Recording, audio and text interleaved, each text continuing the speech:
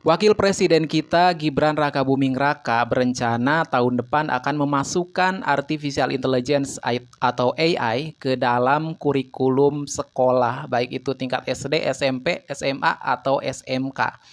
Nah, di sini saya nggak tahu ya, masih pertanyaan besar. Apakah yang dimaksud dengan memasukkan kurikulum AI ke sekolah ini mengajarkan anak-anak menggunakan AI atau mengajarkan anak-anak bagaimana menciptakan sistem komputasi AI.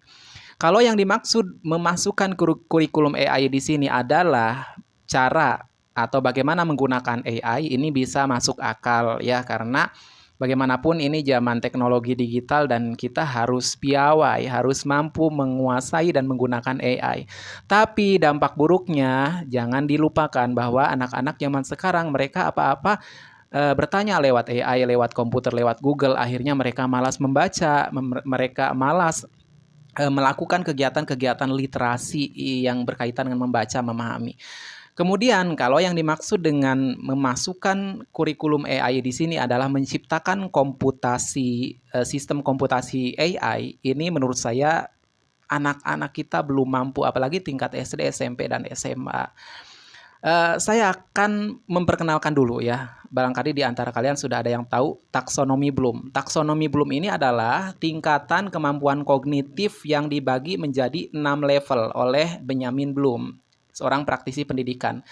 Ada 6 tingkat kognitif anak-anak. Yang pertama, tingkatan pertama adalah menghafal ya atau mengingat. Di sini tingkatan paling pertama dalam pembelajaran adalah mengingat atau menghafal.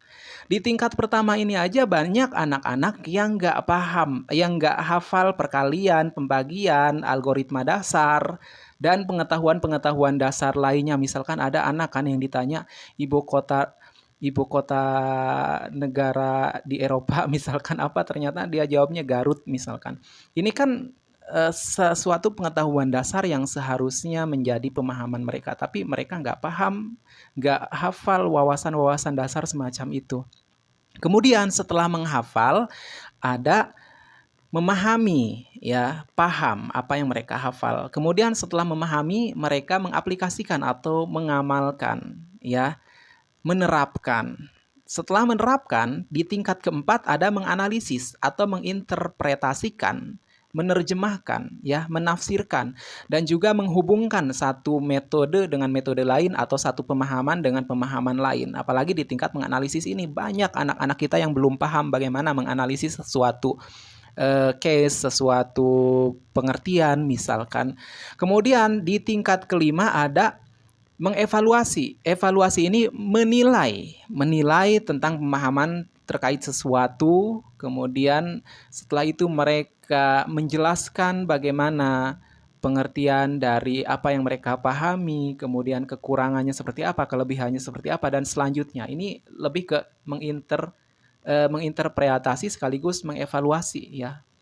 Dan selanjutnya adalah di tingkat keenam menciptakan, ya, menciptakan sesuatu yang baru.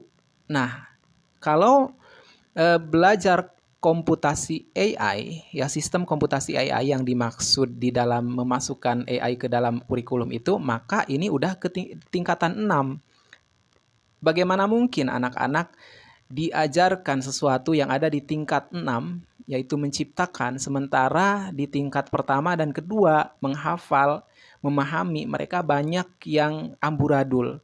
Perkalian nggak paham, pembagian nggak paham, algoritma dasar nggak paham, pengetahuan-pengetahuan sosial dan ilmu alam mereka juga masih banyak yang amburadul. Lalu bagaimana mereka mampu menciptakan sebuah sistem komputasi AI?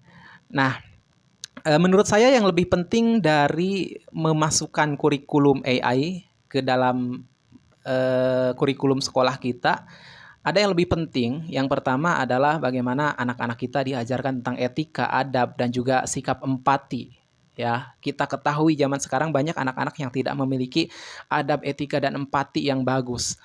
Ya, kemudian juga bagaimana anak-anak diajarkan tentang tindakan pengetahuan dan wawasan anti korupsi sejak dini supaya nanti mereka menjadi generasi-generasi yang tidak terjebak pada perilaku-perilaku lancung KKN, korupsi, kolusi, dan nepotisme. Dan selanjutnya tentunya anak-anak juga harus memahami literasi secara komprehensif. Mereka terbiasa membaca, menulis, sehingga dengan membaca dan menulis itu mereka mampu memahami, menginterpretasikan, dan mengevaluasi apa yang mereka pelajari. Dan ya fokus pada taksonomi Bloom ini ya. Jadi kalau kamu punya komentar atau mungkin punya pandangan lain, silahkan share di kolom komentar ya.